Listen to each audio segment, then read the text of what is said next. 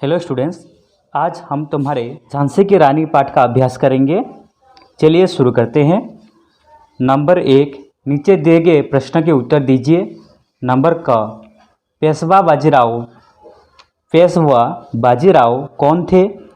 मनु को छबीली क्यों कहते थे? इसका उत्तर होगा पेशवा बाजीराव नाना साहब के पिता तथा बिठूर के राजा थे। वह मनु को बहुत प्यार करते थे। उसकी सुंदरता को देखकर वे उसे सबीली कहा करते थे। मनु का जन्म कहाँ हुआ था? उनके पिताजी का नाम क्या था? इसका उत्तर होगा मनु का जन्म वाराणसी में हुआ था। उनके पिताजी का नाम मोरोपंत तावी था।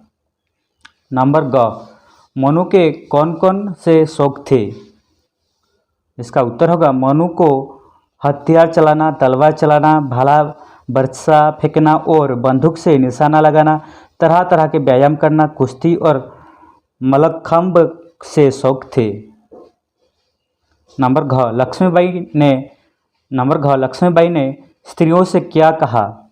इसका उत्तर होगा लक्ष्मीबाई ने स्त्रियों से कहा, तुम अपने को कमजोर मत समझो, खूब परिश्रम करो और शरीर को मजबूत बनाओ। नंबर 1, महाराज गंगाधर राव ने अपना वारिस कैसे चुना और क्यों? इसका उत्तर होगा महाराज गंगाधर राव ने अपने ही वंश के एक बालक को गोद ले लिया ताकि झांसी की गद्दी का वारिस ना रहने पर अंग्रेज उसे हड़प ना कर पाई।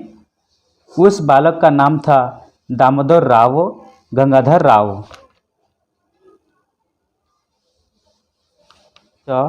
झांसी के राजमहल में रानी को बंधन कैसे अनुभव हुआ?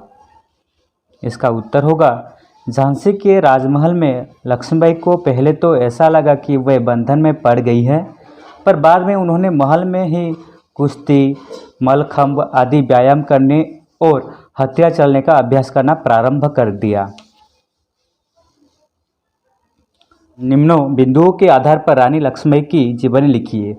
जन्म स्थान, माता पिता, बचपन का नाम, प्रिय शोक, 1857 की स्वतंत्रता संग्राम में रानी की भूमिका। तो इसका उत्तर होगा लक्ष्मीबाई का जन्म वाराणसी में हुआ था। उसकी माता का नाम भागीरथी देवी और पिता का नाम मोरोपंत तांबे था। उसके बचपन का नाम मनु था। उसको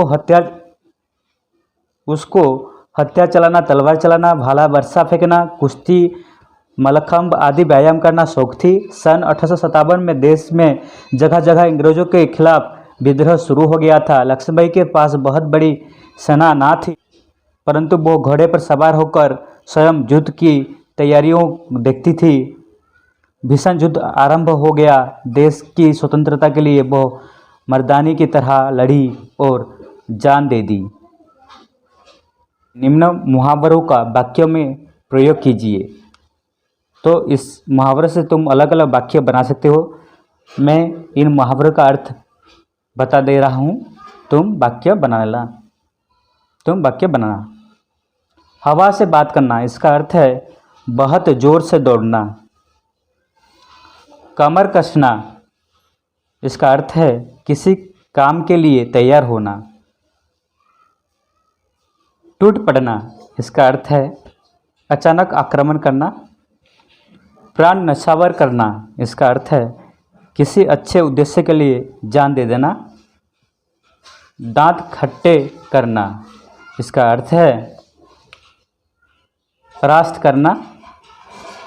पीछा न छोड़ना का अर्थ है पीछा न छोड़ना से तुम वाक्य बना सकते हो। नंबर 4, पढ़िए, समझिए और लिखिए। लिंग बदलिए, जैसे स्त्री पुरुष। सम्राट का होगा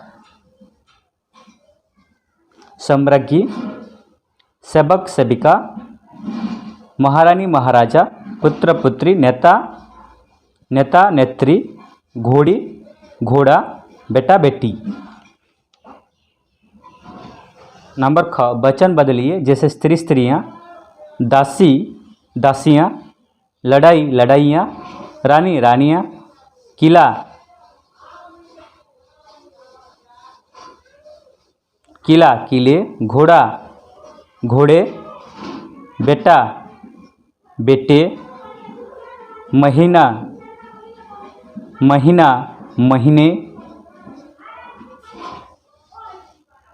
क्रिया किसे कहते हैं? जिस शब्द से किसी काम का होना या करना पाया जाता है उसे क्रिया कहते हैं। जैसे घोड़ा तेज दौड़ रहा है, यहाँ पर दौड़ता क्रिया को। उसी प्रकार क्रिया विशेषण, जिन शब्दों से क्रिया की विशेषता बताई जाती है उसे क्रिया विशेषण कहते हैं। जैसे बच्चा रोते रोते सो गया, यहाँ पर सो गया क्रिया है और इस क्रिया की विशेषता है रोते रोते, तो इसे रोते रोते जो है उसे क्रिया विशेषण कहते हैं। उसी तरह नंबर ग, इस पाठ में आए ऐसे 5 वाक्य लिखिए जैसे कि क्रिया विशेषण होगा उस वाक्य में। तो चलिए हम लिखते हैं। जैसे लक्ष्मीबाई धार्मिक ग्रंथों को श्रद्धापूर्वक पढ़ती थी, यहाँ पर श्रद्धापूर्वक क्रिया विशेषण है, थी पढ़ती थी ये क्रिया है। उसी तरह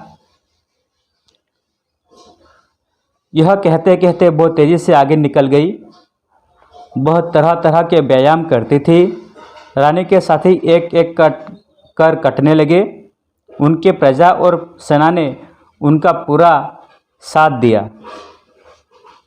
नंबर 5, निम्न वाक्यों को शुद्ध करके लिखिए।